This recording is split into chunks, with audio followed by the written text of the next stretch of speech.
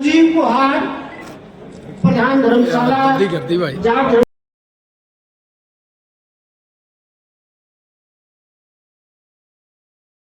कि उसका एक पूरा इतिहास लिखा जा सकता है। और इनका तो इतिहास लिखा गया कहाँ 1865 में भिवानी जिले के छोटे से गांव अलगपुरा से निकलकर कलकत्ता के उन सेठ के बीच में जाके अपने आप को स्थापित करना यह दर्शाता है कि जब व्यक्ति के हौसले बुलंद हो, कुछ कर गुजरने का जज्बा हो, तो दुनिया की कोई ताकत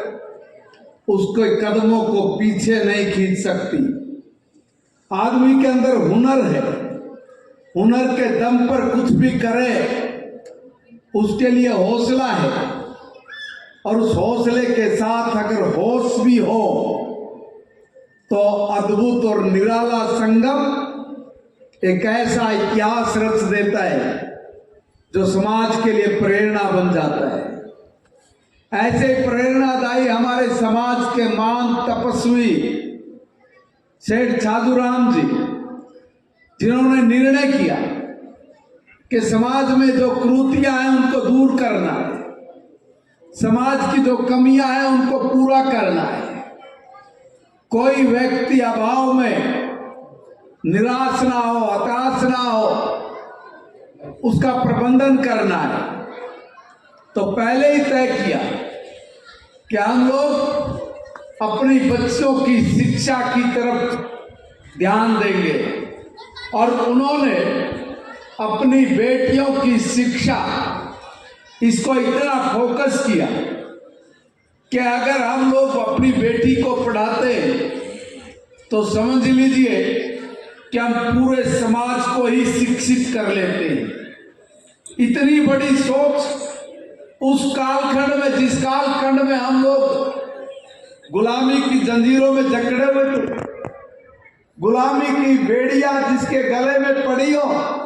ऐसे भारत में विपरीत परिस्थितियों में बच्चियों की एजुकेशन का ख्याल एक कोई साधारण आदमी नहीं, इतना ही नहीं, हमारे बच्चे भी तरक्की करें, प्रगति करें, आगे बढ़े।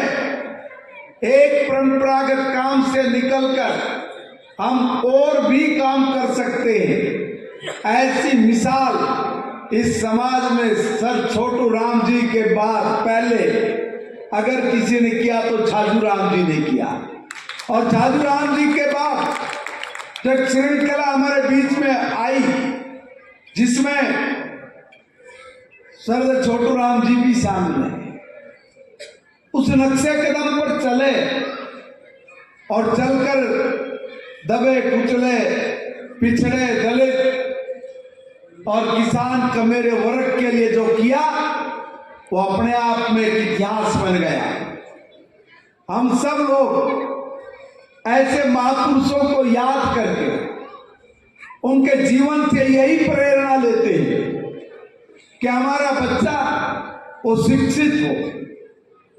और शिक्षित के साथ साथ ऐसे हुनर वाला हो, ऐसे हौसले वाला हो कि वो उस हौसले और हुनर के दम पर अपनी प्रतिभा का जब प्रगटीकरण करे तो लोग उसको सुने, उसको समझे और आदर्श मानकर उस पर काम करें। तभी तो किसी ने कहा कि जब परफॉर्मेंस बोलती है तो दुनिया सुनती है। आज छोटू राम जी और सर छाजूराम जी ने जो किया इसीलिए सब लोग सुन रहे हैं, इसीलिए उनको आदर्श मानकर जीवन के हर कदम को वो सकारात्मक सोच के साथ आगे बढ़े। ऐसे विचारों को ग्रहण करके हम अपने समाज की तरक्की, उन्नति, प्रगति, समृद्धि के लिए लगातार ऐसे आयोजन करते हैं। हम सब सहयोग की बात करें, ऐसी सोच हमारी हो कि हम अपने जीवन का 100% करेंगे, और 100% करते हुए हमने किसी को पीछे रहे उसका भी हाथ पकड़ के आगे लेके चलना है। मगर एक दौर ऐसा आया कि उसके कारण हम बहुत सारी ऐसी चीजें कर बैठते हैं कि जो हमारे समाज के लिए बहुत खराब होती है। हमें बाकी समाजों से भी सीखना चाहिए कि वो कैसे एक दूसरे की मदद करके उस समाज को आगे बढ़ाने का काम करते हैं। दोस्तों, अपने अंदर कंपटीशन आ जाए, हम जबरदस्ती ले लेते हैं कि देखो ये आगे निकल रहा है, ये आगे निकल रहा है। हम उसकी तरक्की के, उसकी प्रगति के गलत मायने और गलत तरीके, गलत सोच, वो कहीं ना कहीं हमारे लिए एक नासूर बन गई है और बन भी रही है। इसलिए ऐसी सोच जो हमें ईर्ष्या सिखाती हो, घृणा की तरफ लेकर जाती हो, हमारे रास्तों में ब्रेकर्स लगाती हो, तो हमें उसको छोड़ देना चाहिए। हमें अपने उभरते हुए, चाहे वो राजनीतिक रूप से हो, चाहे धार्मिक क्षेत्र में, सामाजिक क्षेत्र में, आर्थिक जगत में या व्यापारी हो, कहीं भी जब अपना कोई आगे बढ़ता है तो उसको खींचना नहीं है, उसको सपोर्ट करके आगे बढ़ाना। ये सोच जो पहला अक्षर लिखा हुआ है सेठ, ये उन लोगों में है जो श्रीनिवास जी बैठे हुए हैं। हम लोग सेठ साधु राम उनके वंशज हैं और सेठ इसीलिए है,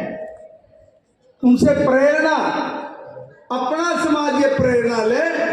कि सेठ की तरह हाथ पकड़ के खींच के आगे लेके जाना है, पीछे नहीं रखना, उसको रोकना नहीं है, उसको समृद्धि, सुख, शांति, आनंद के रास्ते पे हमें साथ देना है, सहयोग करना है। ये जो सहयोग का भाव है, ये जितना हमारे अंदर प्रगाढ़ होगा उतना ही हमारा समाज प्रगति के रास्ते पर आगे बढ़ेगा।